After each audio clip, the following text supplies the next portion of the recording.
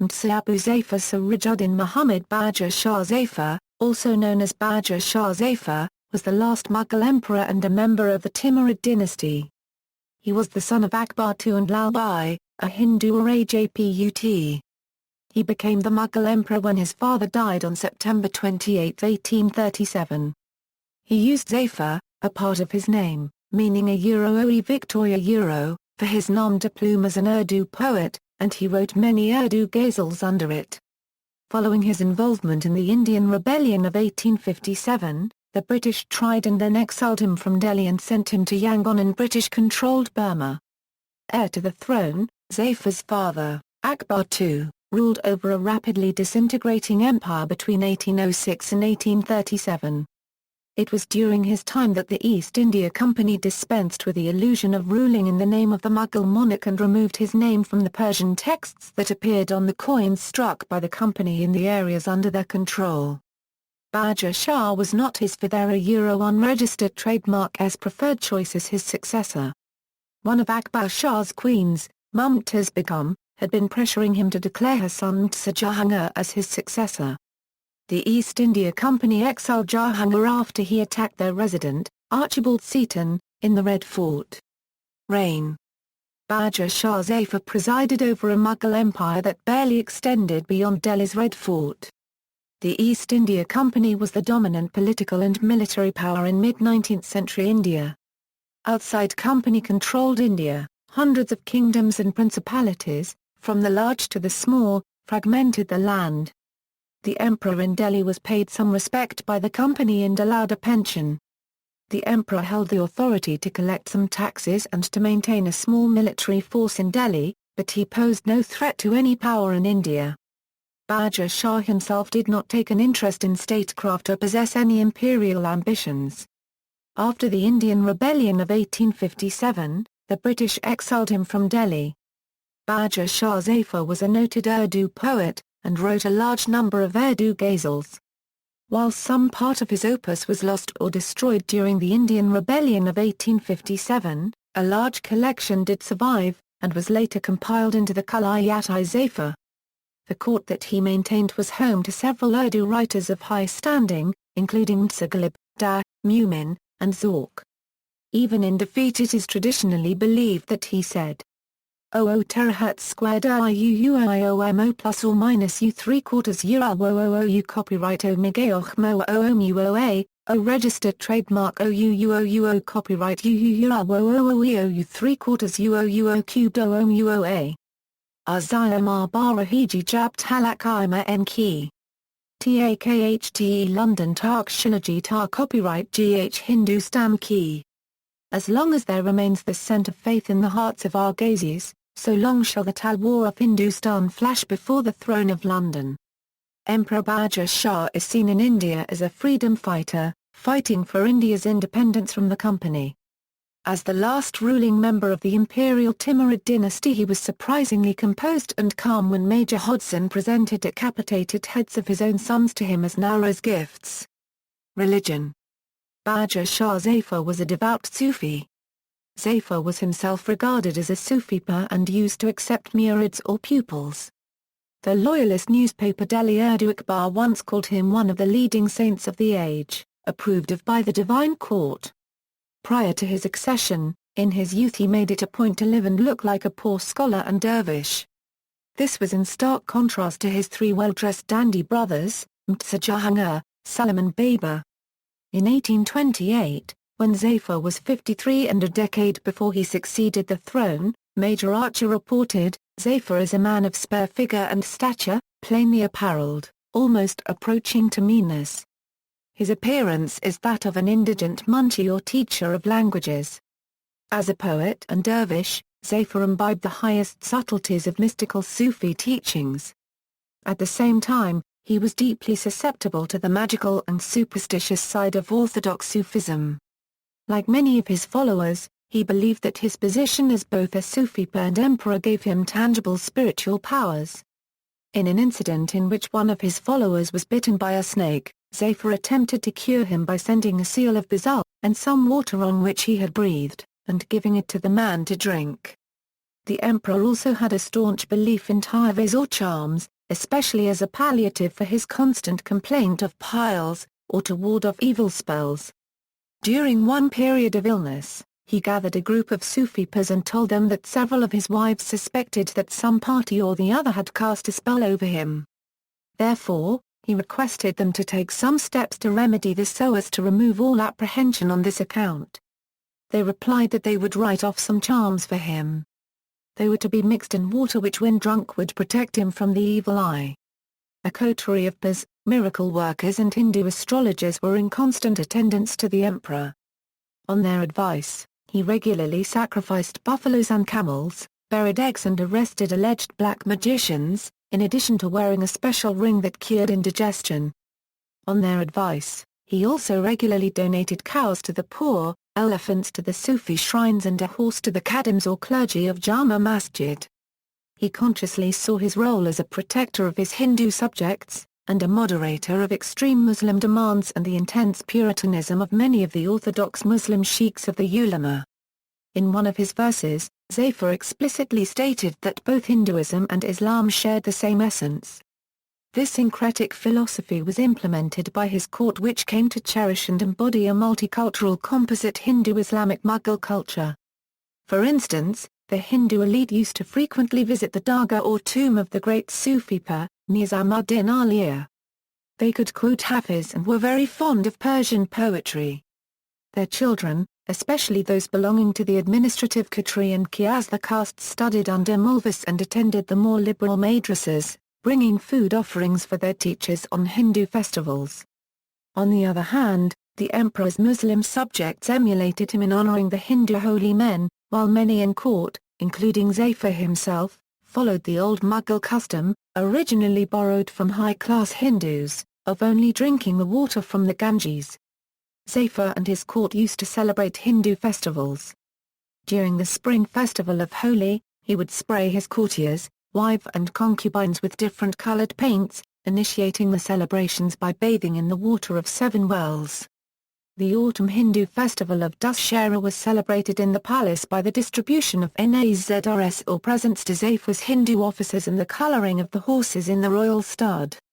In the evening, Zafar would then watch the Ram Leela processions annually celebrated in Delhi with the burning of giant effigies of Ravana and his brothers. He even went to the extent of demanding that the route of the procession be changed so that it would skirt the entire flank of the palace, allowing it to be enjoyed in all its glory. On Diwali, Zafar would weigh himself against 7 kinds of grain, gold, coral, etc., and directed their distribution among the city's poor. He was reputedly known to have profound sensitivities to the feelings of his Hindu subjects. One evening, when Zafar was riding out across the river for an airing, a Hindu waited on the king and disclosed his wish to become a Muslim. Hakim Usnullah Khan, Zafar's prime minister, flatly denied this request and the emperor had him removed from his presence. During the Fulwal and Kisa or flower sellers fair held annually at the ancient Jogmaya temple and the Sufi Dargah of Qutb Sahib, Qutbuddin Bakhsh Kaki and Miruli, Zafar declared that he would not accompany the Panka into the shrine as he could not accompany it into the temple. Zafar Mahal. Closely woven into the history of the last remains of Mughal rule is the history of Zafar Mahal and Miruli, a locality in Delhi. Zafar Mahal was originally built by Akbar II, but it was his son, Bahadur Shah Zafar, who constructed the gateway to the palace in the mid-19th century. Miruli was then a popular venue for hunting parties, picnics and jaunts far away from Delhi, and the Dargah was an added attraction. The emperor visited often with his retinue and stayed in royal style at Zafar Mahal. Another interesting feature of Zafar Mahal is that it literally spans centuries. A plastered dome near the gate is probably 15th century. Other sections are relatively newer and show definite signs of Western influence. There is, for instance, a fireplace in one of the walls that stands near the Moti Masjid. And the staircase to the balcony is a wide one with low steps unlike the steep, narrow staircases of most Indian Islamic architecture. The balcony, with its Jurok or unregistered trademark windows, is where the emperor and his family could look out over the road. In Bahadur Shah unregistered trademark time, The main Mir-uli Gurgaon road passed in front of Zafar Mahal, and all passers-by were expected to dismount as a sign of respect for the emperor. When the British refused to comply, Bahadur Shah solved the problem creatively. He bought the surrounding land and diverted the road so that it would pass well away from Zafar Mahal. The full wall in Qusair gradually turned into a major three-day celebration during the time when Bahadur Shah Zafar, son and successor to Akbar Shah Sani, ruled from Delhi.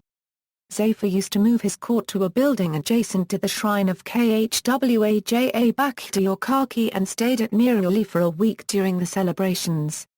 The building where he stayed during the period was originally built by his father, and Zafar added an impressive gate and a baradari to the structure and renamed it Zafar Mahal. The celebrations spread out in different parts of Mir-uli. Jaz Mahal became a centre where Qawwali mehfils would be organised, while the Jana, built by Firoz Shah Tughlaq and later added to by Akbar Shah II, became a place where the women of the court relaxed. Rebellion of 1857. As the Indian Rebellion of 1857 spread, Sepoy regiments seized Delhi. Seeking a figure that could unite all Indians, Hindu and Muslim alike, most rebelling Indian kings and the Indian regiments accepted Zafar as the Emperor of India, under whom the smaller Indian kingdoms would unite until the British were defeated. Zafar was the least threatening and least ambitious of the monarchs, and the legacy of the Mughal Empire was more acceptable a uniting force to most allied kings than the domination of any other Indian kingdom. On May 12, Bahadur Shah held his first formal audience for several years. It was attended by several excited sepoys who treated him familiarly or even disrespectfully. Although Bahadur Shah was dismayed by the looting and disorder, he gave his public support to the rebellion. On May 16, sepoys and palace servants killed 52 Europeans who had been held prisoner within the palace or who had been discovered hiding in the city. The executions took place under a payapal tree in front of the palace, despite Bahadur Shah's protests. The avowed aim of the executioners was to implicate Bahadur Shah in the killings, making it impossible for him to seek any compromise with the British. The administration of the city and its new occupying army was chaotic and troublesome, although it continued to function haphazardly. The emperor nominated his eldest surviving son, Mirza Mughal, to be commander-in-chief of his forces, but Mirza Mughal had little military experience and was treated with little respect by the sepoys. Nor did the sepoys agree on any overall commander, with each regiment refusing to accept orders from any but their own officers. Although Mirza Mughal made efforts to put the civil administration in order, his writ extended no further than the city. Outside, Gujar herders began levying their own tolls on traffic, and it became increasingly difficult to feed the city. When the victory of the British became certain, Bahadur Shah took refuge at Humayun's tomb, in an area that was then at the outskirts of Delhi, and hid there. Company forces led by Major William Hodson surrounded the tomb and compelled his surrender on September 20, 1857. The next day Hodson shot his sons Mirza Mughal and Mirza Khizr Sultan, and grandson Mirza Abu Bakr under his own authority at the Koni Darwaza near Delhi Gate. Many male members of his family were killed by company forces, who imprisoned or exiled the surviving members of the Mughal dynasty. Bahadur Shah was tried on 4 counts, 2 of aiding rebels, 1 of treason, and being party to the murder of 49 people, and after a 40-day trial found guilty on all charges. Respecting Hodson's guarantee on his surrender, Bahadur Shah was not sentenced but exiled to Rangoon, Burma in 1858. He was accompanied into exile by his wife Zeenat Mahal and some of the remaining members of the family. His departure as emperor marked the end of more than 3 centuries of Mughals reigning in India. He died at Yangon in 1862. He was buried near the Shwe Dagon Pagoda at 6 Iwakar Road, near the intersection with Shwe Dagon Pagoda Road, Yangon. The shrine of Bahadur Shah Zafar Dargah was built at there after recovery of its tomb on February 16, 1991. The occupying forces systematically plundered the Red Fort and stole anything what was deemed of value. Many objects, jewels, books and other important cultural items were taken away and can be found in various museums in Britain. The crown of Bahadur Shah II, for example, is now a part of the Royal Collection in London. Family and descendants. Bahadur Shah Zafar is known to have had 4 wives. His wives were Begum Ashraf Mahal, Begum Ukhtar Mahal, Begum Zinat Mahal, Begum Taj Mahal. His legitimate sons include Mtsadara Bakht Miran Shah, 1790–1849, Mtsa Shah Rukh, Mtsa Fath al-Mulk Bahadur, Mtsa Mughal, Mtsa Khazar Sultan, Mtsa Jawn Bakht, Mtsa Qaish, Mtsa Shah Abbas. His legitimate daughters include Rabia Begum, Begum Fatima Sultan, Kulsum Zamani Begum, Raunak Zamani Begum. There are believed to be many descendants of Bahadur Shah Zafar still living in Burma, India and Pakistan, often in poverty. Reportedly, 200 descendants have been traced in Aurangabad and 70 in Calcutta. Epitaph: he was an accomplished Urdu poet and calligrapher. While he was denied paper and pen in captivity, he was known to have written on the walls of his room with a burnt stick. He wrote the following ghazal as his own epitaph. In his book, The Last Mughal, William Dalrymple states that, according to Lahore scholar Imran Khan, the verse beginning Amridara Zedma Angstrom GK is probably not by Zafar, and does not appear in any of the works published during Zafar's lifetime.